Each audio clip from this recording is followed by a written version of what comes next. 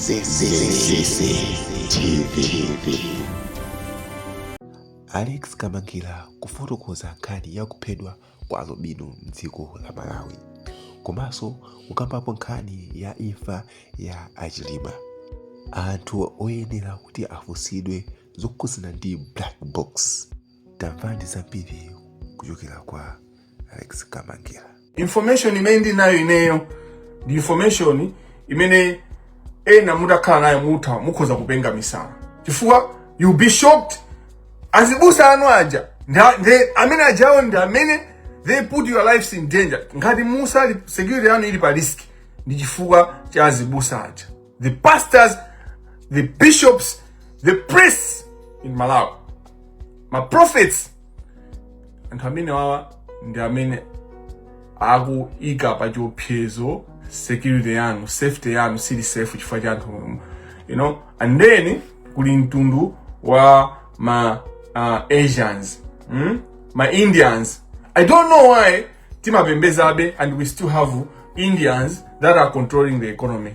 Ngati security yathu ili pa chiopsezo Malawi, ngati moyo wathu ngati tikuvutika Malawi, kumphawi wanu ndi chifukwa cha kamtundu kamene kaka anthu aku Asia, ndi chifukwa cha anthu amene ali ku State House. And this is not a joke. The people that understand how power works and many boma limayendera ku Malawi, they know exactly what I'm saying.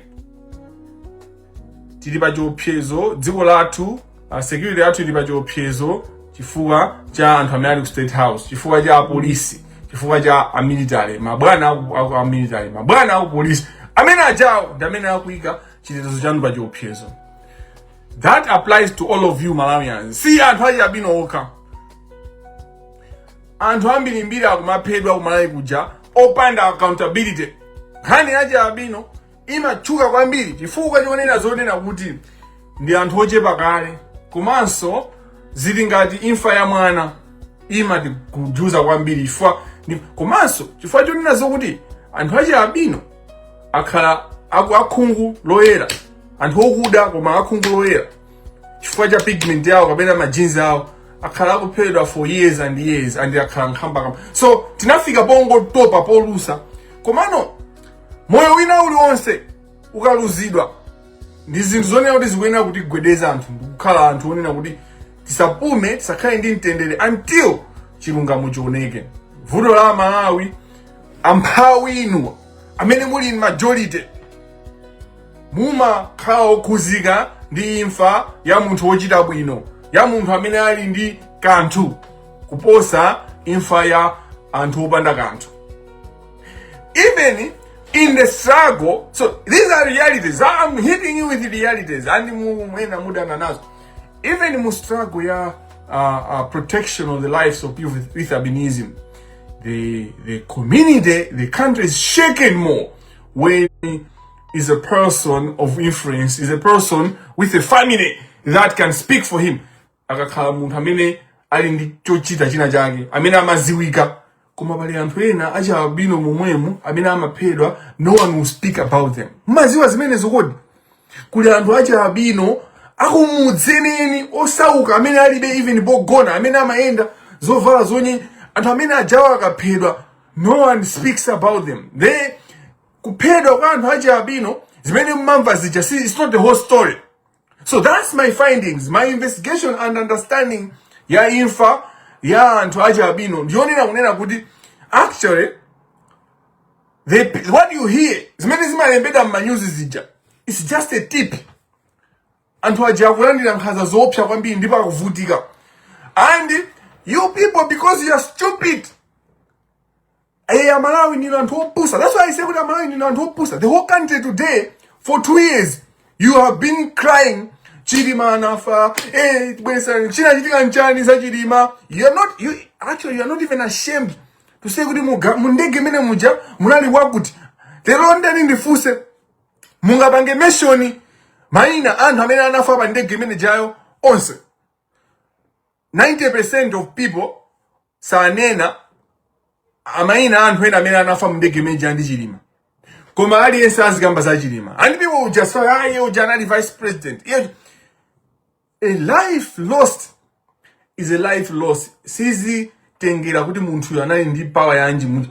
We should be concerned of things by the fact of the issue, not zanchitikira before zanchitikira. So zinthu zimene ndimakuwuzani anthu mumadana nani manena ndini wawo wopenga amene amangoyamba na ndiwina aliyese because ndikuwuzani chilungamo. I'm telling you facts. I give you facts as they are.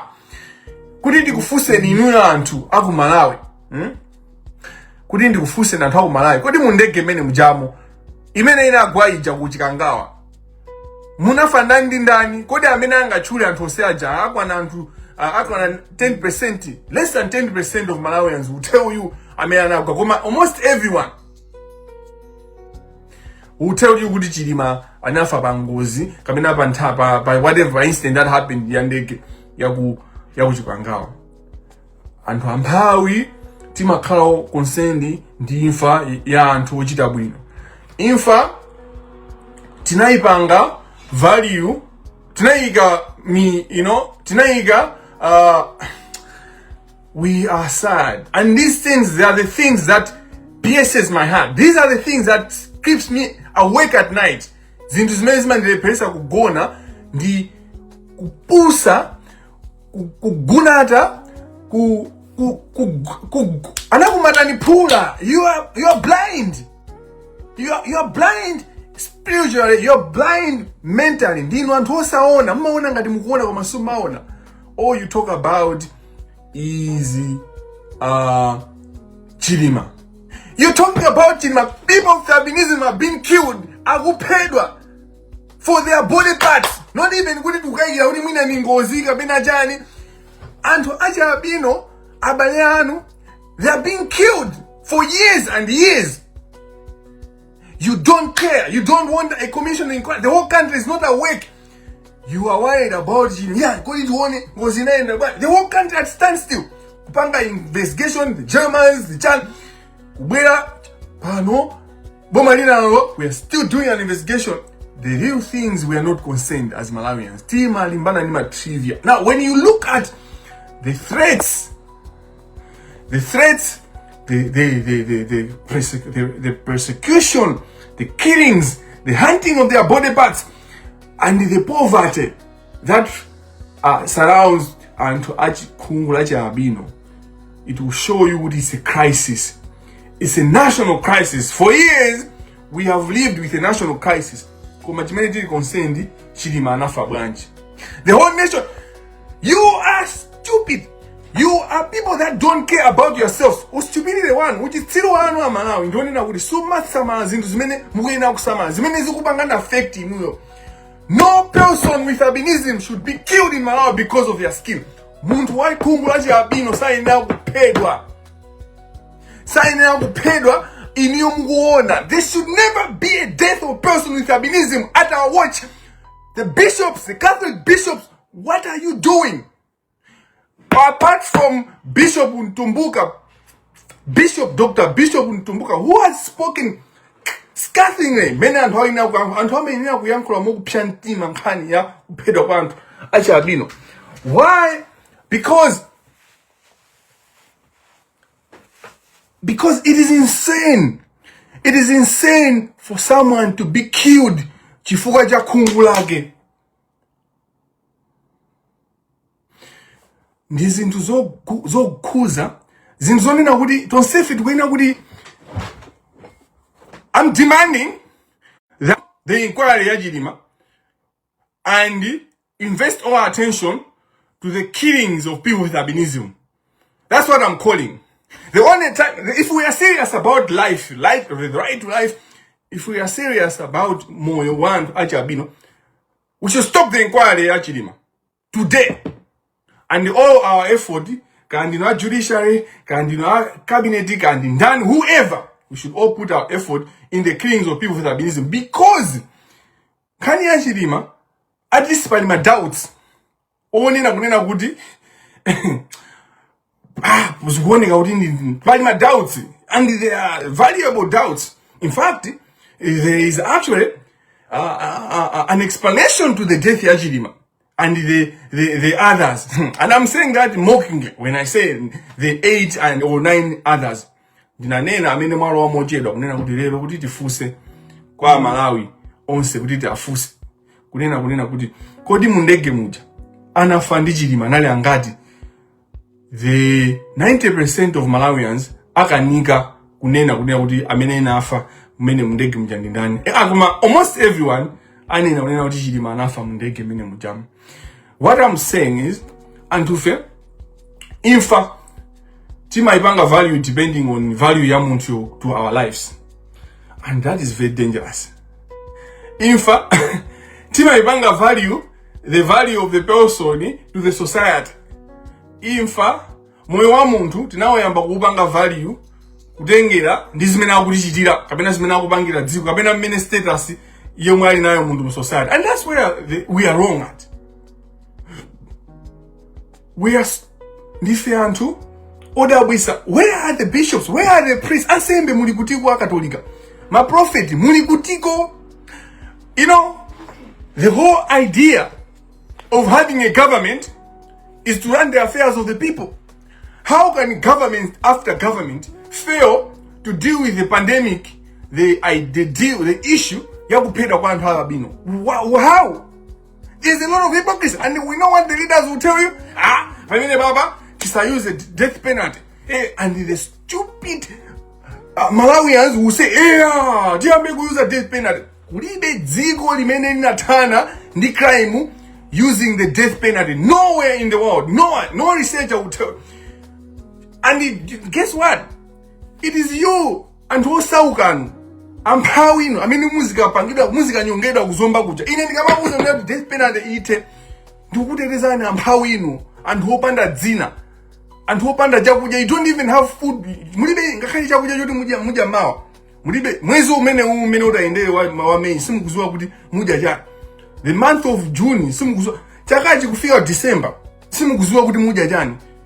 Normal life it munthu umayenera kuti wiki yonse uzikhala zakudya ulinazo, mwezi wonse uzikhala kuti uliniza kudya za mwezi, chaka chonse kuziwa kuti ndidya for 5 years. Uziziwa kuti in 5 years this is how I'm going to end living. 95% of Malawians don't have that reality. Even especially anthu ogwira ntchito, maka ino anthu amene mugwira ntchito mboma, including anthu amene mugwira ntchito mboma, ambiri mwa inu ngakhale chakudya cha wiki imene mumakhala mulibe. It's hand to mouth. Chakudya choti mumalize anthu oti mukugwira ntchito. They think about anthu amene sakugwira ntchito, who are in majority.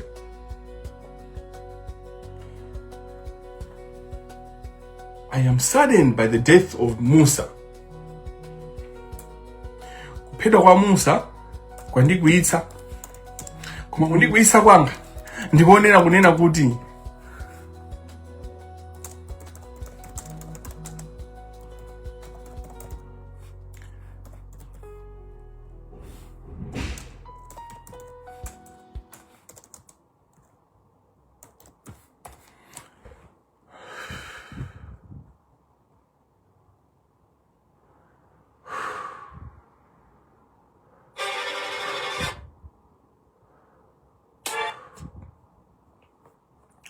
kundikuitsa kwanga ndikonena kunena kuti Amalawi ife we are responsible for imfa ya akhungu la albino. Ife tonsefe ndi responsible chifukwa chonena kuti for zaka zambiri sitingalole kunena kuti anthu achikhungu, anthu albino aziphedwa.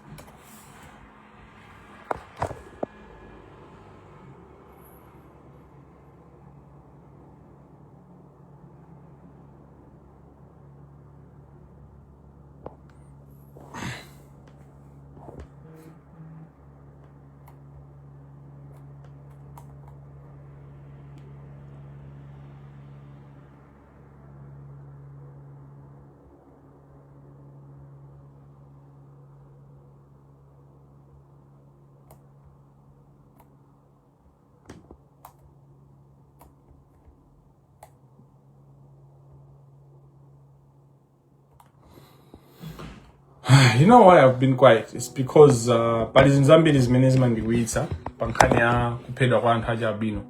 And when I'm very angry, when I'm hungry, I don't speak. People think kuti kamangira kamaya kula makhawa pyantima. When I'm ndikapyantima kweni neyo sindingayankhule. Chifukwa chonena zokuti sindingali kwanisa kuyankhula. First zimene ndingayankhulezo ndizonena kuti zizikhala zoti ndizipanga I will regret. When I speak, you should know that I'm calm. So you have never seen me angry.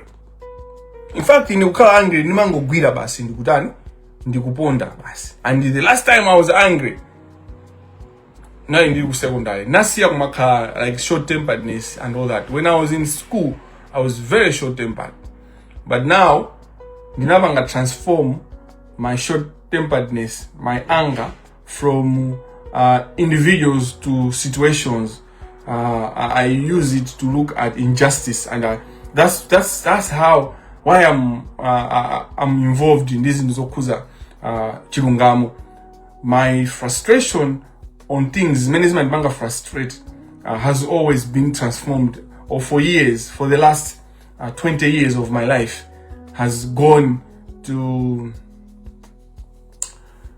injustice. Cinema individual. So mukaona fight yanga antena manana yo mango limbandana aliyense because they don't understand kuti kupanga jani. It's not about the names, it's about what those people are doing, the actions. If the actions have necessitated, resulted, or promotes or protect the injustices that are happening to people, or frustrate justice, then those people become my people to have conversation on. And so it's not the people but their actions is what I fight. And so nimangofuna ngokamba nena kuti kachitika amene nakhala pachani maganiza kuti Mr. Musa amene aphedwa amene apezeka kuti aphedwa chifukwa chonena zokuti ndi munthu wa khungu la albino.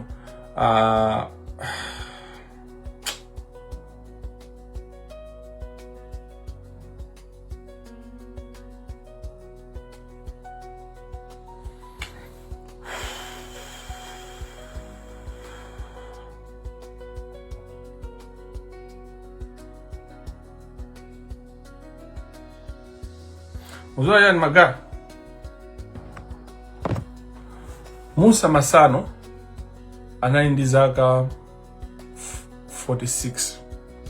Ni muntu amene moyo wake ukungofika kuti ukufika pa chinde moyo kumana kuti life begins at 40 and says life begins at 50. Muntu uyi has been killed on a belief kuti thupi lake mafupa ake akhonza kugwiritsidwa ntchito kuti munthu alemere, kuti munthu mwina aziteteze, kuti munthu mwina oni zikhulupiriro zabodza.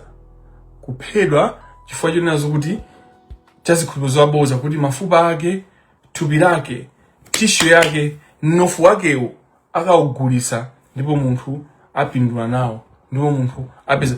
The life of people with albinism for years yatengedwa ngati nsomba imene mumakagula kuchani kunsika kuti mukadye kunyumba, kapena kuti mukagule kuchani kwasozi ku Lake Malawi kuti mukatani mukagulise mupezepo mupindule, kapena kuti anthu acha albino thupi lawo latengedwa ngati golide amene mumakakumba pansi kuti mukapeza musike moyo wao usinthe.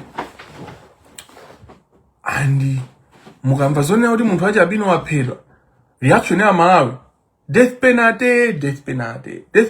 Kodi ino muganiza kunena kuti umphawi imene ulili ku Malawi,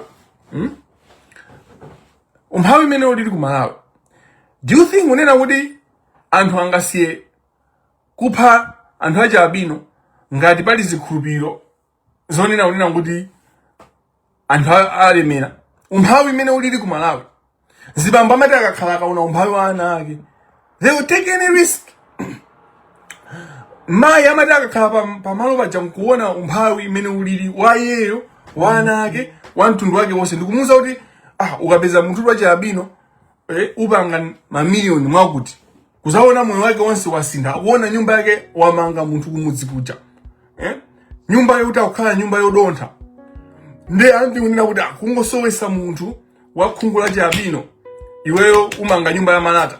And the pride and the pride and the excitement and the attention that one gets with nyumba ya Malata kumudzi kuja. You think kuti munthu angasiye kukapha munthu wa Albino just because akagwidwa akanyongedwa? Timaganiza mwa kuseri kwa phazi Amalawi timaganiza mwa kuseri kwa phazi. Kuphedwa kwa anthu a Albino kukuchitika chifukwa atsogoleri athu avomera kuti zimene zichitika. Hello, andale athu, apolisi athu, akuluakulu apolisi, asilikali ankhondo, parliament, cabinet yonse, the whole cabinet, judiciary, avomera, akuluakulu amene akuyendesa mantchito amene avomera kuti anthu a Albino aziphedwa. That's why anthu a Albino amaphedwa.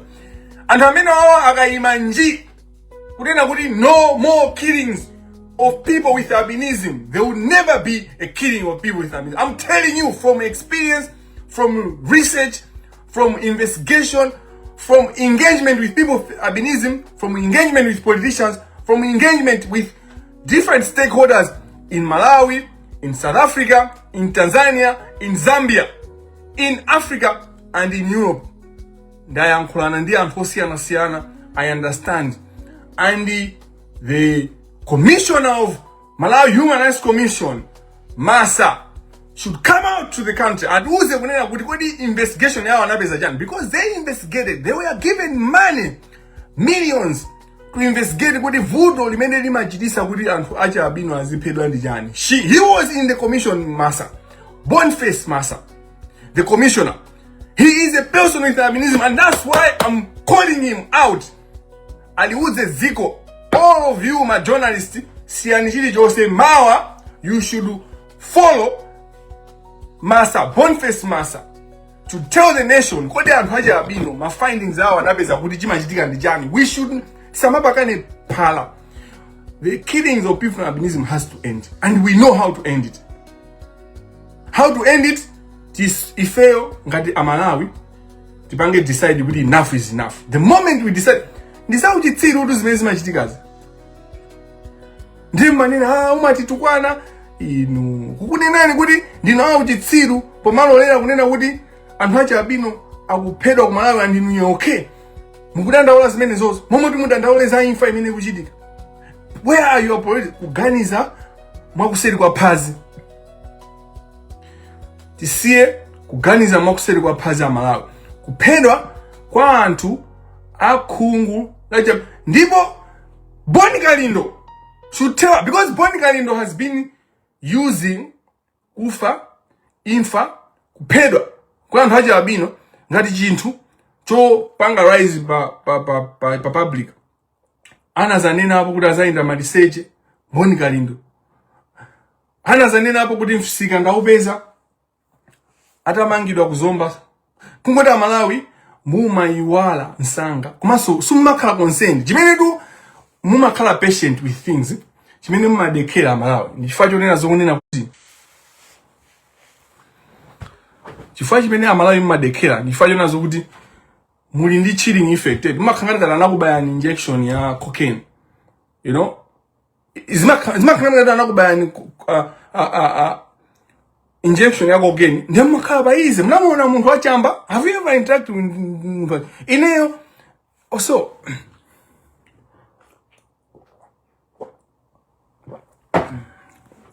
I speak to you ndima yako yankhulani kuyuza my life experiences ndizimenda kumana nazo ndipo zimenda ziona mubanja mwanga mu family yanga. My family is big, you know, extended families in Africa, in Malawi. Muli munthu wina amene waja jamba kwa nthawi yayitali angapo ndithu awiri atatu akhala kusuta jamba. Na munthu wa jamba munthu amene amasuta jamba ndi munthu woti amakhala paize umamuuza zinthu atha kumapsha papa. Mani mukuona moto wotu kuti poiteka mani taona ni galimoto oyo tatani galimoto oyo muntu wachamba ramene muntu oti chamba chije wangaza atamuze I say taona koko kuli chinjoka uwa say tatiye tikatenge mwa tikagende chinjoka that's the character ya Malawi as a people. Imundi mene timapangira behave Malawi. Taona niso IPM so sakuoneka chani titana now 2030. What the hell? 2030? You are waiting for 2030 to deal with a problem that is affecting you today. You want to wait for 2030? That's the thinking ya Malawi. Mumakangani ngati kuti munatopa ndi chamba. Munaja jamba kwambiri, munamba. You are so slow. Your genes, your thinking, your actions. Ndi dziko lose la chamba lokaloka. Kuma busy akuti kamangira ngoma drug. Inu you the drug yo. You people because you Malawians, you are drugged. You are drugged, but the drug that these people use is the poverty, the misinformation, the lack of information, desperation. Kukusiyani kuti you are desperate. Kuwika ni pakona kuti mulibe suchina chimene mungapanga. Olungopasa ni picture unena kuti apo palibe chimene tingapange. We are stuck. If we were dead, ziko ilili basi palibe chimene tingapange. Corruption yazaza kwambiri. Anthu acha Albino akupitirabe kuphedwa chifukwa cha katanga letu ngati simukuziwa. Chifukwa cha lack of accountability. Lack of accountability. There's no accountability. How do you pardon a police? Amene anapha Lule. Bule ya Lule anaphedwa in the hands of the police. And the court ya Kachali, Justice Kachali, one of the few judges, the only difference I have with him is his belief in the death penalty. That's where he's wrong. But other than that, he's a righteous judge. Other than his belief in the death penalty, he's a righteous judge. I can say that, at least with my human eyes, I can see Justice Kajali as a just judge. Other than his belief in the death penalty, he sentences the police, Amiana Palule, to so many years in prison. DBP comes into power. Norman Chisale Mukito pardons the police. Amene ana Palule. Rule amene ana pedwa alo osalakwa. Lule amene ana pedwa alo osalakwa. And timena kurugira anthu amene aja ndi chani? And Malawi, you don't care about that. And you are wondering why Musa Masano, for the 6-year-old, is dead. Mukudabwa chani? Anthu oganiza maganizira kuseri kwa phazi. Anthu oganizira kuseri kwa phazi. Phazi lake solazikanga. Loponda pansi lopanda nsapato.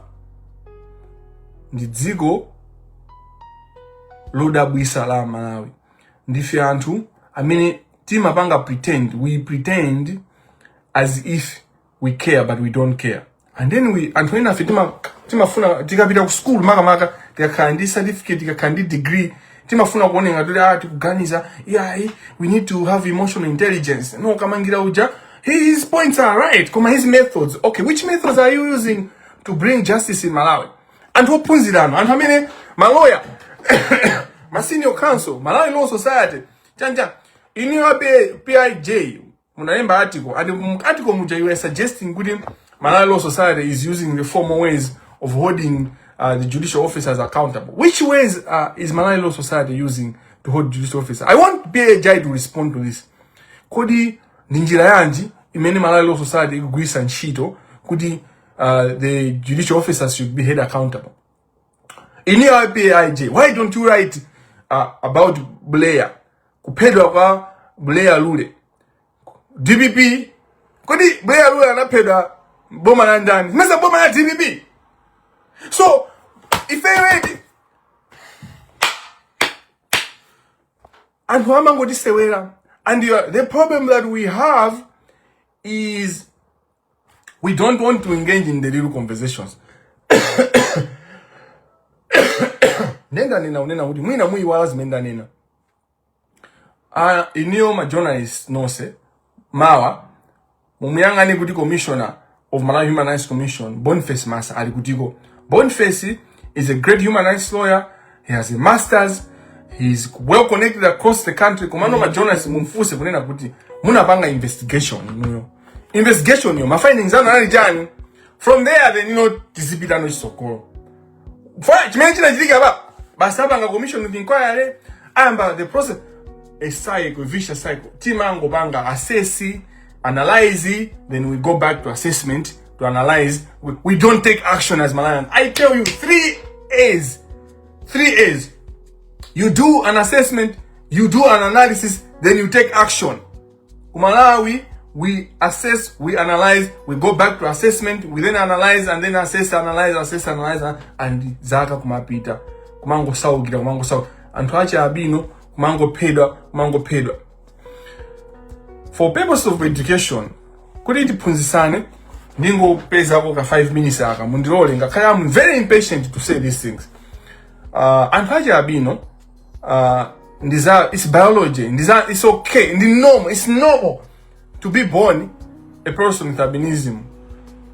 Kubadwa muntu wacha albino ndizabwino ndi nkhani ya majinzi. Zimangokhala kuti ulibe melanin wambiri, ulibe zinthu zimene zimakhala nthupi zimene zimapangisa kuti skin yathu ikhale dark like this, ikhale yakuda. Ikhale yakuda. Ngakhale anthu oyera aja, oyera kumasaja bino amakhala kuti ndi melanin amene amapangisa skin yawo ija ikhale imene ili muja. Komano anthu aja albino amabadwa opanda melanin yo. The pigment, it's just about the pigment. Kuti siyana kwa ineyo ndi munthu wacha albino ndi pigment maonekedwe basi.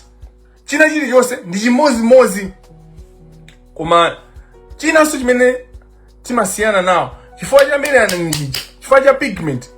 Unapeza kuti skin yawo the way it reacts to the sun, to zuwa limapanga affect kwambiri chifukwa choti skin yawo ilibe melanin uja na mama tithandiza ife kuti tizilimba kuchiwawu kwa zuwa, chiwawu azizuwa kuti zipirira kuzuwa skin yathu chifukwa chokuti tindi melanin. Anthu amene amabadwa chifukwa cha majinsi, it's just majinsi. Palibe bonso zokuti Mulungu akwalanga, palibe bonso zoona kuti there is any magic. Ndisabwino ndithu kubadwa munthu wacha albino. It's beautiful actually. It's beautiful to be born. Ndizosangalatsa, ndizokondweresa munthu kubadwa. Zimayenera koma zinasanduka chisoni, zinasanduka zoopsa. Ineyo ndilokwiya kwambiri. Koma ndipitize the 5 minutes ya chiphunziso kuti munthu amakhala bwanji wa mtundu wacha albino. Akabadwa munthu wopanda melanin wambiri ndipo skin yake pigment yapezeka kuti ndi woyera. China so sign ina imakhala jani sisi lake limakhala la white. Ndi ma signs amene ajawo okuti mthupi ndi pig. It's about my genes. Palibe so china chiliyonse, palibe so maso za ufiti, palibe so kuti ise crazy kuti akwalanga Mulungu, palibe so kuti iya imokuti ndi basi ma genes mene ena timabadwa andevu, ndevu za mwayi, ena timabadwa opanda ndevu, mene ena amabadwira adazi, ena amabadwa amatha kubadwa oyera, ena amabadwa okuda, ena amabadwa kodi akuluakulu. Ine chimene madabwa nchonena kuti anthu azungu aja bwanji sitima adabwa kapena kumapha azungu aja mafupa awo ndikumagulisa. Azungu chifanya ndi issue ya pavunda khola. Ndiye ndipita pamene popo koma ndimangofuna ndisana iwale point kuphedwa kwa anthu acha albino zimakhala nkhani ya pavunda khola. Pavunda khola anthu wa vulnerable. Koma ndibwerere China, apart from mkhungu kala ya munthu wacha albino kala la white, komanso kala kuti zuwa limapanga affect kwambiri fama kala libe melanin. China takamba za cis nkhani yokhayo kaya ma genes. China maso amakhala ndi vuto losaona patali. Zimene zozo ndi nkhani ya kabadidwe, ndi nkhani ya kabadidwe kama genes iko. Inu simunamvepo kunena kuti banja lose bambo amavala magrasi, mayi amavala magrasi, ana amene akubadwa nyumbamo kuyambira ali mabebe amavala magrasi pana umangula ngokhala family muja. Nthawi zambiri anthu amene amavala magrasi kubanja wawo zimayenda mabanja onse. Kuti anthu amene usumapha chifukwa chani? It's just genes kuti anthu aja akhungula cha albino amakhala kuti akuvutika maonedwe. So manidzi awo amakhala osiyana chifukwa cha zinthu zitatu zimene ndatchulazi. Skin imakhala affected easy to cancer, is susceptible kamena kuti atha kudwala skin cancer mwansanga chifukwa kuti skin ija light imapanga affect. Chifukwa cha sisi lawo amaoneka mosiyana, anthu amatha kumaseka kumasala stigma and all that kuyambira ali ana school sosapita chifukwa kuti akusekedwa, komanso mwina akamayenda alibe zovala zazitali zoteteza skin, fama ina kuvala moziteteza from the sun. For zuwa la ku Africa lija ndilopsa. And a friend of mine amatha kubadwa achi albino kuli azungami koma samaonekera chifukwa chani, chifukwa chonena zokuti maiko awo ndi maiko anzeru, maiko amene amateteza wina alise kusatengera kuti ndi osauka kapena ndi olemera. Koma azunguso amababa so achi albino ndi majinzi basi. Dziko lina lilonse lapa kakali ku Ireland kunoko, even here in Ireland, even here in Ireland you have people with albinism. Ndipo kalekale lero aliso nawo osauka ma-Irish anthu apo Ireland ndito anawo osauka kuposa Malawi, mphawi imene ku Malawi anawo osauka ankaphaso anthu aja. History imatiuza zimene ankaphaso anthu aja albino, anthu apangaso ziko. So ndifake Bishop Dr. Ntumbuka anatiuza and amatiuza kunena kuti ndi umphawi atsogoleri athu deal with the poverty. So I'll get there. Komano I think itamvana kunena kuti kukhala ndi ukhala wachi albino palibepo vuto lina lilonse, palibepo china chilichonse. Vuto ndi ifeyo kodi anthu achi albinowa amakhala kwawo okha, do they live in their own village? So ifeyo timalola bwanji kuti anthu achi albino ajazipangidwa ataka? Where are we? Anthu amene sida achi albino amalawi okonda dziko, okonda midzi yawo, where are we? We allow it to happen. Timalolera kuti anthu achi albino ajaziphedwa chifukwa ifeyo ndi family tili ambiri, anthu oganiza bwino, anthu amene tikudana ndi kuphedwa kwa achi albino. Why don't we protect our fellow Malawians, our fellow human beings? Apart from kudalira awawa andalewa amene amatipanga betray every time, nthawi zonse amatipanga nkhaza, nthawi zonse amatipanga chipongwe andalewa, kodi ifeyo eni yake ziko, where are we? China chimene mungaziwe ndinakhala zoti live iyi ndikukamba nkhani yokhuza Saulos Klaus Chilima inakakhala 1k, page ya Facebook inakhala 1k, TikTok inakakhala mwina 200 people watching live. Pamenepo ndi pamene mungaone umphawi wathu wa mubongo, chifukwa nkhani yakuphedwa kwa achi albino, anthu akhungu la achi albino ndi nkhani yofunikira kwambiri kuposa nkhani ya Chilima munthu mmodzi. Koma sitiganizayi, we allow the few rich people, rich families, the few educated people in courts azipanga determine what is important to our lives. The cartel Chilima ujana nali mmozi mwa anthu amene amakuberani, ndi mmozi mwa anthu amene amakuberani, ndangu kupetani. Even the inquiry changu kupetani zimene amayenera kupanga iwacha amayenera lero namiwa wapanga live, wapanga whatever he was doing. Is it a press briefing? He was talking to the journal. Nda manina unena kuti inuyo inquiry mupite kwa kunkuyu Moses kunkuyu hechanja inu. Why timalolera nje kuti tizipusisidwa kumalawi kuja?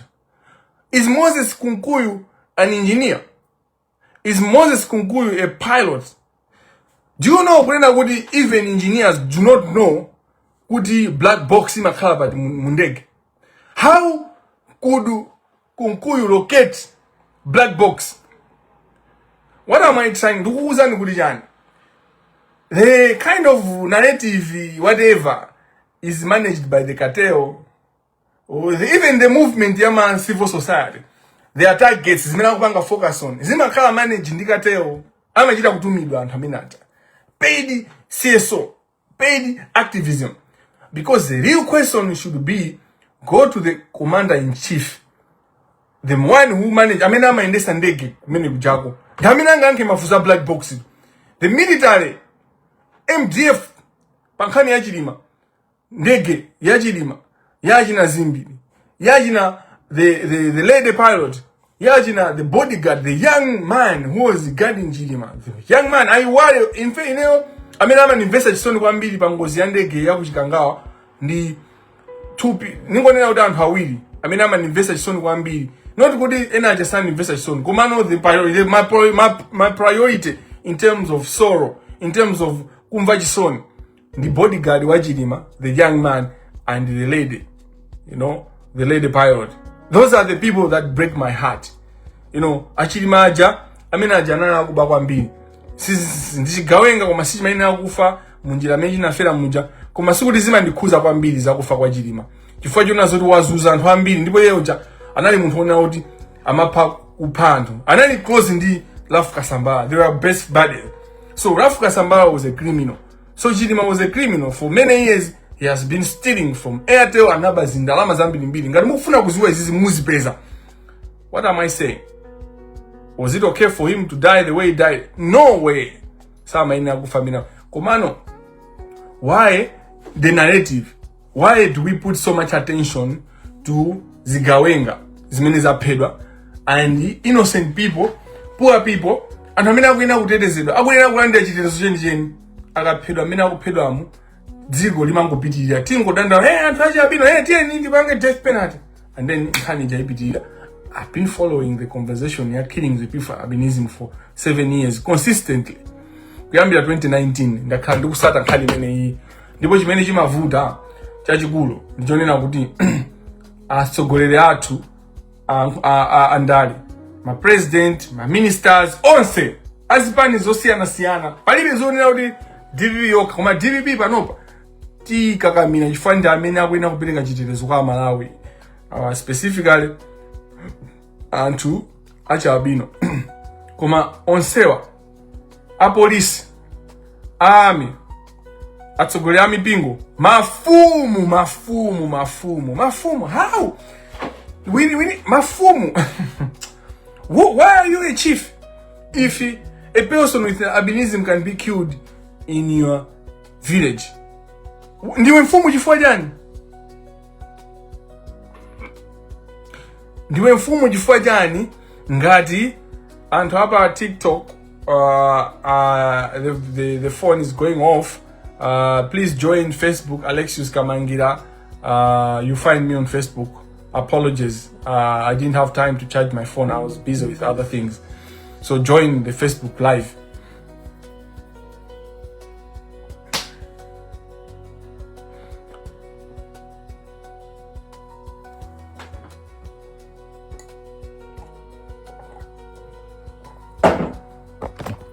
Ineyo ndikupanga call kunena kuti investigation ya Chilima imisidwe kaya until we make progress on the killings of people with albinism, because nkhani ya Chilima ijadis pachina chitika ma investigation angapo amene amanena unena kuti major ni ngozi.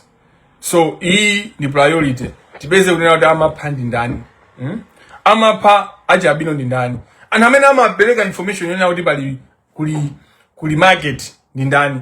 Market you ndijani, because what we need to deal with. So how do we end the killing of people with albinism?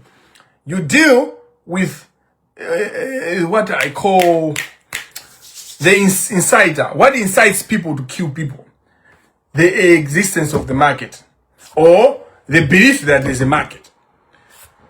When you engage different people, amanena unena kuti palibebo market, amanena jonjo kuti palibe market, koma ine sinapangepo investigation. Koma amene anapanga investigation imene iyi ndi anthu ena, including Boniface Massa, the commissioner of Malawi Human Rights Commission. So I want the commissioner of Malawi Human Rights Commission to have that tomorrow. BBC, all the news should pay the attention. The commissioner of Malawi Human Rights Commission abange address ndipo atiuze kunena kuti investigation manapeza jani. And then I know that it's not only him. I should not put too much pressure on him as well. But anthu ena also amene anapanga now investigate in these investigations kuli achina the former member of parliament, Kondowe wakhala upanga activism yambiri mbiri. Tindanza athu ena also amene angakambe bwizi ndikapanga expose ayina Grace Massa. Grace Massa, it's high time we hear from you, Grace. She's a comrade. Grace Massa is a comrade. Those people, and Hamena Maziwa, who have been in the struggle, human rights. I've been in the trenches of human rights. I've worked with different stakeholders.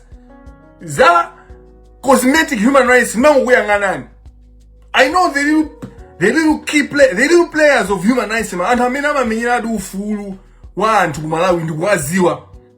That's why I'm mentioning names easily on a particular topic of speciality issue. You have people with albinism. I know exactly who is who in the human rights sector because I've been in the trenches. So ndikamagwira ndipo ndikamakuza kuti awanda cosmetic awasanganduze chochita uyu sanganduza human rights uyu because I'm been in the trenches. Grace Massa, as a comrade, she knows more information about the killings of people with albinism. The killings of people with albinism. Kodino. Now imene kunkachitika ndale za the killing of people with albinism. Now imene APAM, Association of Persons with Albinism, inagawikana. How imene yoyo?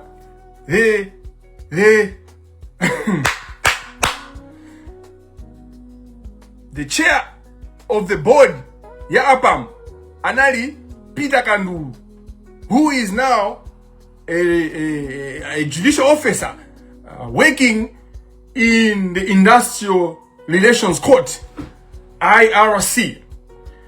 Ali chairman wa board imene hii APM, ali president. Unagawikana APAM, unatuluka magulu awiri. Gulu lina linakakumana ndi APM kujani ku State House. Gulu lina linkakana kumana ndi APM because of cosmetic promises of politicians. Gulu lina linane na unodi linagwizana kupanga zanda kukalandia. So zimene kufotokozera is exposes a lot of things, problems in the fight against the killings of people with albinism.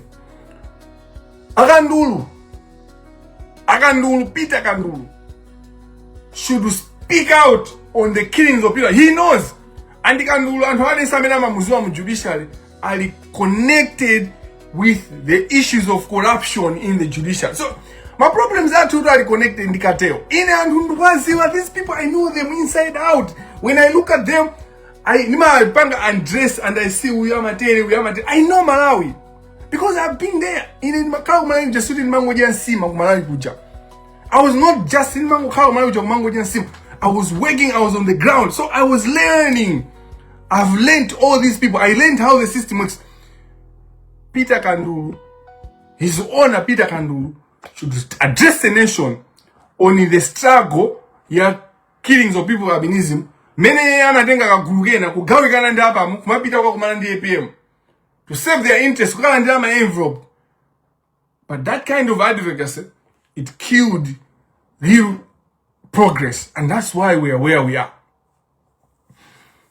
Do you know kunena kuti Amnesty inabanga fund investigation as to what really happens.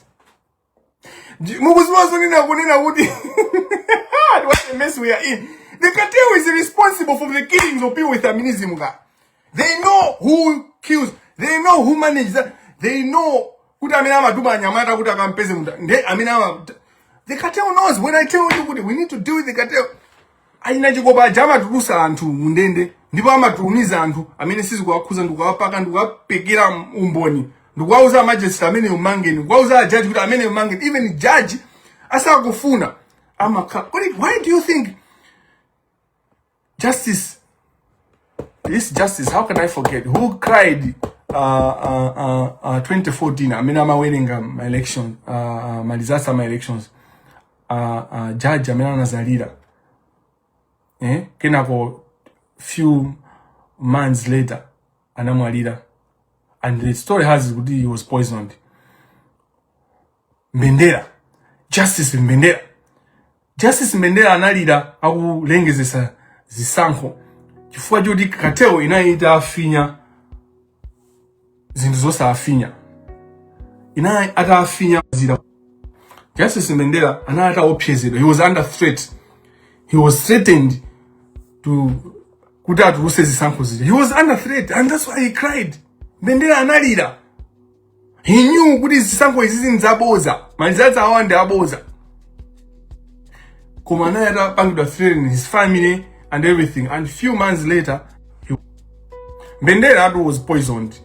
Ngati sumaziwa koma anthu maziwa. Mandela was poisoned, and anampanga poison kugwisa ntchito botolo la madzi ku office. So the cartel is responsible for these things, and I'm trying for us to deal. For 2 years I've been fighting with you. I've been fighting and encouraging you. Tandithandizeni, tatiye ntibange izizi, tiyambe ndikuthana ndi judiciary, because imene ijayo ndi protection ya china chilichonse. Rule of law. Tikamene kuti rule of law ingateke pokapoka ngati we have a clean judiciary. Without a clean judiciary, there is no rule of law. Now, if you don't have rule of law, why should people be afraid to kill a person with albinism? And how bajani? Because they can get away. They will buy a judge. They know this one will speak to this one. How many on what?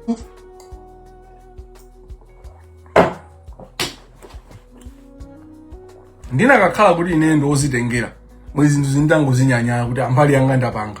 I've done my part. Ndina kakhala kuti ndine chitsiru. Ndina kakhala kuti ndine chitsiru. Chifukwa chani ndikuna ndina kakhala kuti ndine chitsiru. Chifukwa to whom much is given, a lot is expected. Amene akuzuwa zambiri ama ine akupangapo zambiri. Ineyo ndine information yambiri. So it is an obligation on me, because I know so much to do more. Uli busy, uli pali post. You do too much, Alex. Be focused. I do too much because I know too much.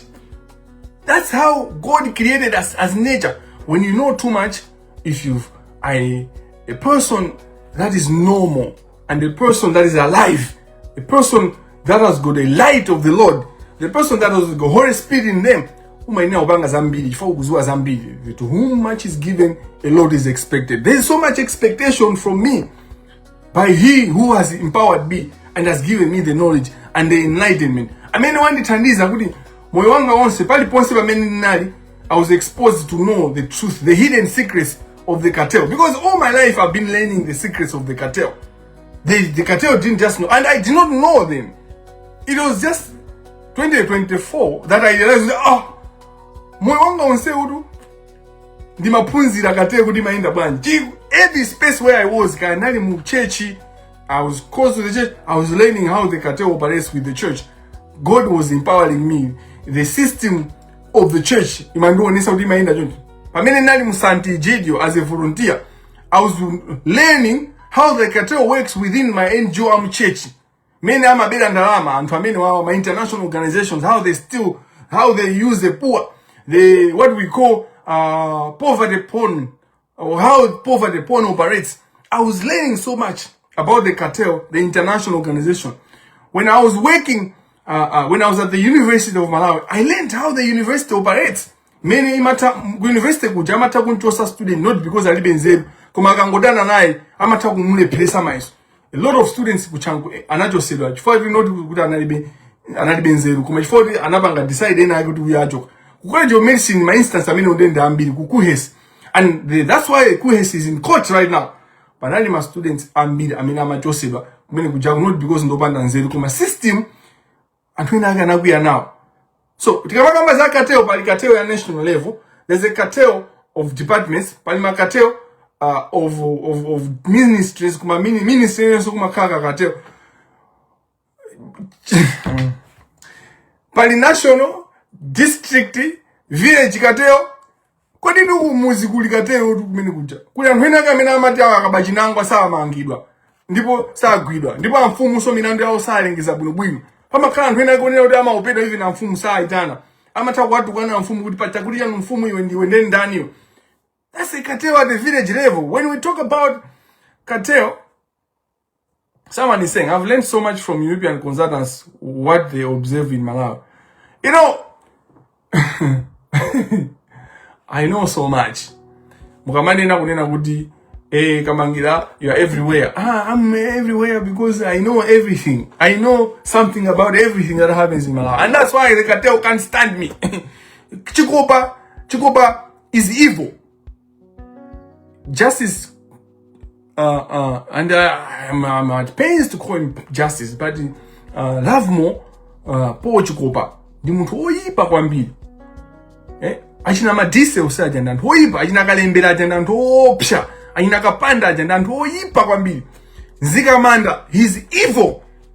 Those people, they smile, but there's behind that smile, it says cobra trying to, it's like a cobra. When you see those people smile at you, ajina chikopata. Mukama ona kusekera ma ablazi, tima acha ablazi amenaje, midawa. Andi timu amenaje midazi. I know, kule muyanga ni timu ya midazi. Nedi kuuze, nedi. Uchisiwa ama, you know what I'm telling you. Sukuri susumu kuziwa hai.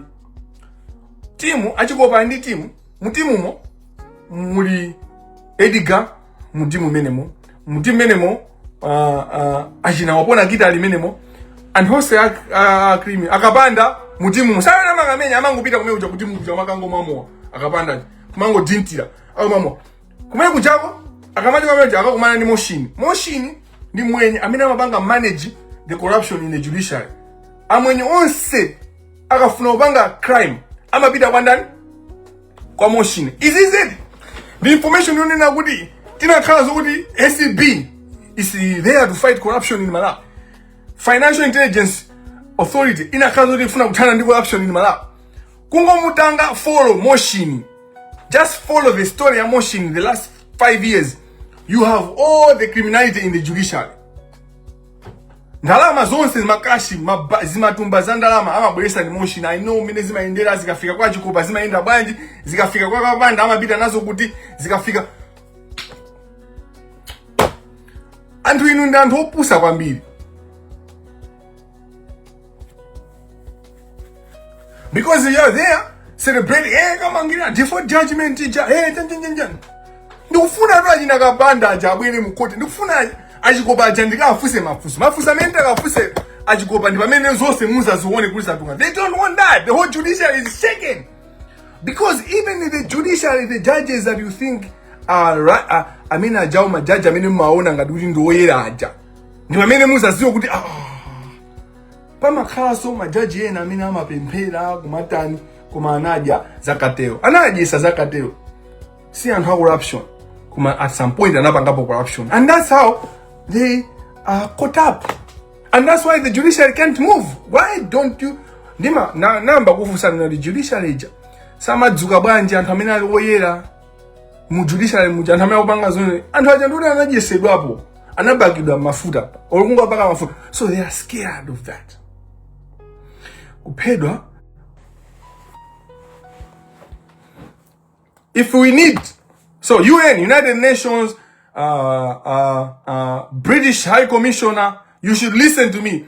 The Americans, the Germans, if we need to fly out Boniface Massa tonight, Kayamawa, let's fly him out. Apite safer environment. Atiuze kuti kodi anapanga my findings out njani. Because that's how we deal with corruption. We should not. That's how we deal with the killings of people with albinism. Pakawambiri lip service. There's a lot of lip service. There's a lot of lip service. Ngani mene ndikumenyera tu ineyo ngani tu ya killing with albinism. Ndikamanya wina kuti let's deal with the judiciary. Ngani tu yodi anthu awasa sangape sanga mapede ndisakuchitsiru tu zimene zimachitika azitu. The British Council, of course, is aware of the corruption in the judiciary because they are the beneficiaries. They benefit. What is Sata? Zune Sata. Ndama zake amasunga kutiko. Where does he buy manyumba? Zimazama kula ku UK. Is investing in the economy of UK. So they are part of the corruption. Hania Kuphedwa kwa anthu aja Albino singate loloyi. Ninkhani yaitali ndipo ndikamba abe ndipita komano ndi ndokwiya. Mkwiya wanga wambiri kupita kwa Malawi nonse. Chifukwa mwakhala mukulola kuphedwa kwa anthu aja Albino. Ndipo mwasekerera kwambiri. Ndakuza 2019, 2018, panali meeting imene APM anakumana ndi anthu ameniwa. So DPP, Democratic Progressive Party, why are you associated with Kuphedwa wa anthu aja Albino? Why is it kuti mukakhala mumpawa anthu aja Albino amaphedwa? This is a question that you need to answer. Caesar, my people, my football. You know, we cannot just be talking about my people, my football. Why don't you answer with power? Why don't you act with power? Why don't you? But if you have a minister ngadi Gangata, a criminal, by any measure, why do you wonder could he and Haja been Albino? Like, you know, we can surprised. We have criminality right at the state house. The king and the queen of criminality are in the state house muja. The king and the queens are the police. The king and queens of corruption and criminality and the killings in Malawi are the military. They are the people that are responsible. Continue. There is a documentary, I think by PIJ, and this friend of mine, Innocent Magambi, were in your advocacy. They talked about human trafficking in Malawi and how the generals are involved. Where is that issue? Where is the issue of human trafficking in Malawi? Human Bank exposed PIJ and in advocacy. Information major nabita kudiko.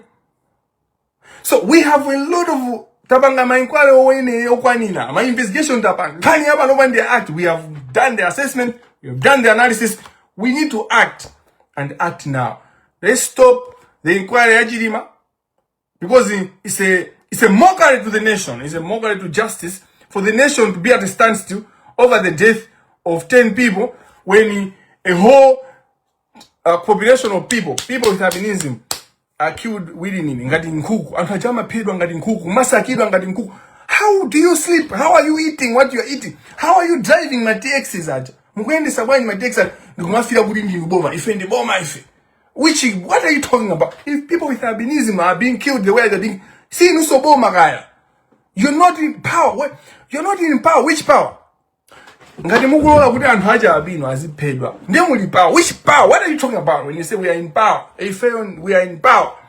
Hey, my people, answer with power. Which power? Ngati no muli anthu amphamvu, deal with the killings of people with albinism.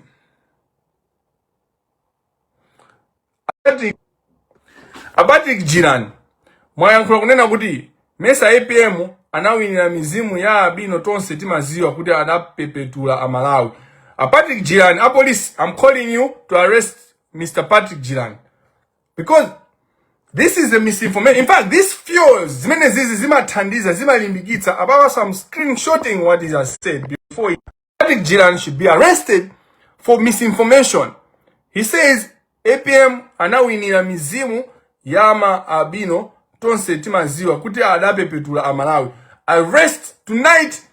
Patrick Jirani should be arrested for misinformation because it is these misinformations zimene zimapanga fuel. Kuti iwe, why do you need people with albinism to pepetula anthu? Why didn't they use your head? Iwe Patrick Jirani, why didn't they kill you? Kuti apepetula amalawi. Why did he need? You are fueling, you are putting petrol on fire when you speak stupidly like this. So the police, I'm calling you to arrest Mr. Patrick Jirani.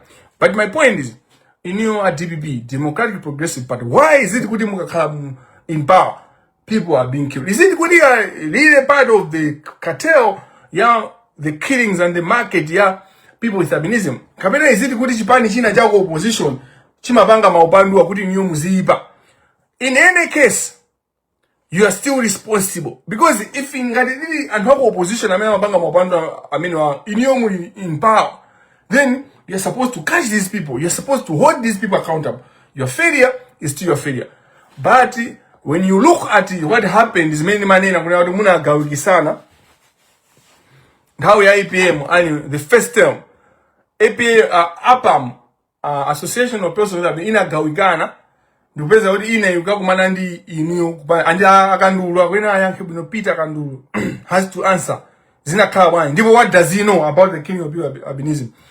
Professor Kapindu He has done so much research. He was involved in the funding. I think EU funded how the judiciary should respond to the killing of people albinism.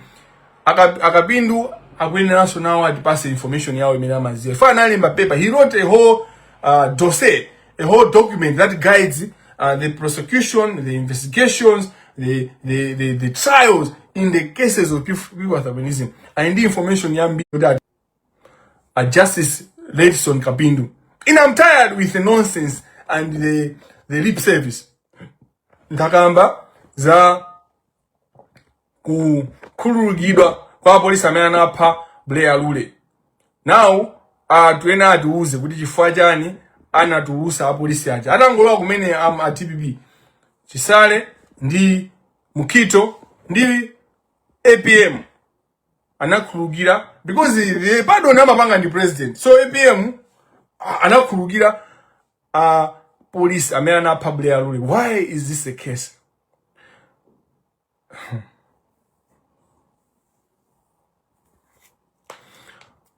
Boniface Massa akwena atuuze kuti investigation yawo imene apangidwa fund Amnesty International investigating the market, the hypothesis kapena kuti the rumor ma conversation market the body parts people with albinism finding yawo inali jana anapeza jana.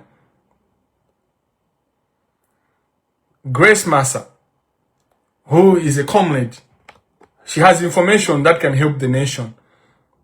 And Hosewa ngada kufunika protection, let's protect them, but we need to get to the bottom of this here and now.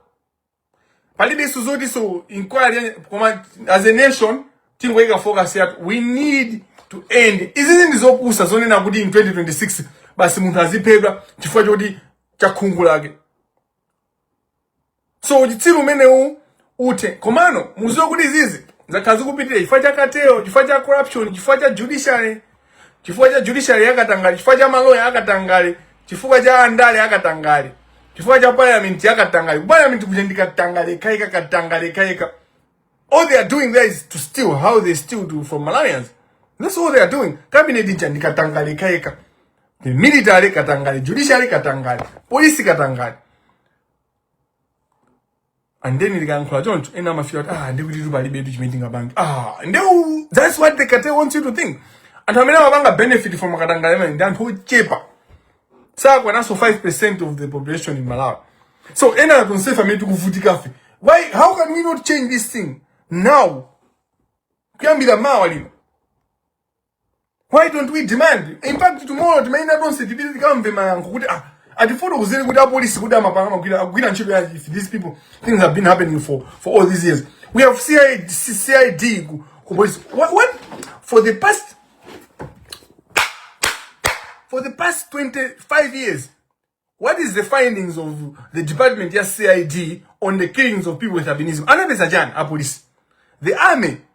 What do you mean army? Why do we have MDF in Malawi? What are their findings as Amadi they are meant to protect the country from enemies, external and internal enemies, foreign and internal. So now people they are enemies. What is your findings in your? So we should have a press briefing. Army commander. We should have a press briefing. Luhanga. Atiuze kunena kuti kodi zaka zimene zizi 25 years kupha kwa anthu aja Albino chachitika ndi chani? How have we been allowing kuti anthu aja Albino aziphedwa? Izizi kapena kuti anthu kukakumba manda awo. Izizi ndizosavuta kuthana nazo. Sinkhani yoti yayi tibwerese death penalty. Ndewu chitsiro you don't need the death penalty to end the killings of people with albinism. Because akabweresa death penalty muziphedwa ndinu ambawinu. Ampinga njira tomu mpinga njira sanga phedwe ndi death penalty wala panga jani wala pa anthu aja Albino 10. He's going to be pardoned guy. Simukumva bad. Anthu opusa ino.